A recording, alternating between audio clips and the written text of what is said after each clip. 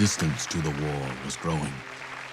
Mr. Lincoln needed to reinvigorate the people, to explain to them, and perhaps himself, why this endless plague of war must continue. The President of the United States! 77 years ago, our fathers brought forth upon this continent a new nation, conceived in liberty and dedicated to the proposition that all men are created equal.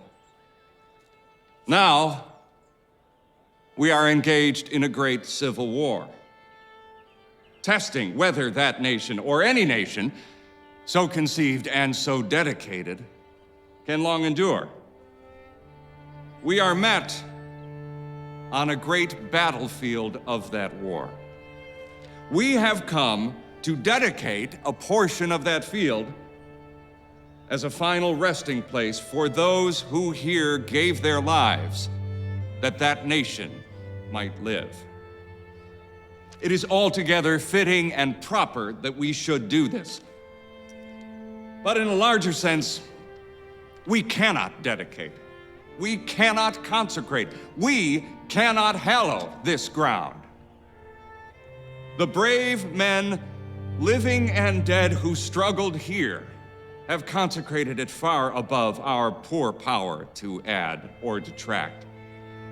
The world will little note nor long remember what we say here,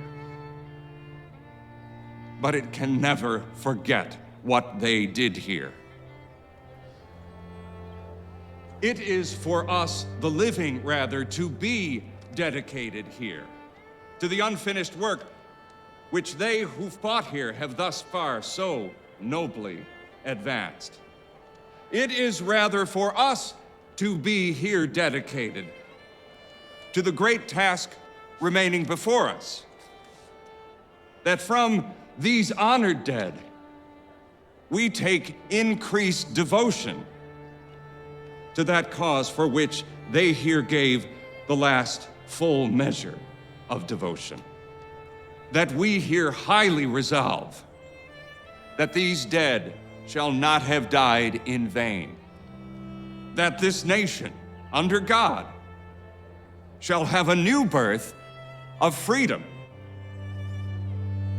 And that government of the people, by the people, for the people, shall not perish from the earth.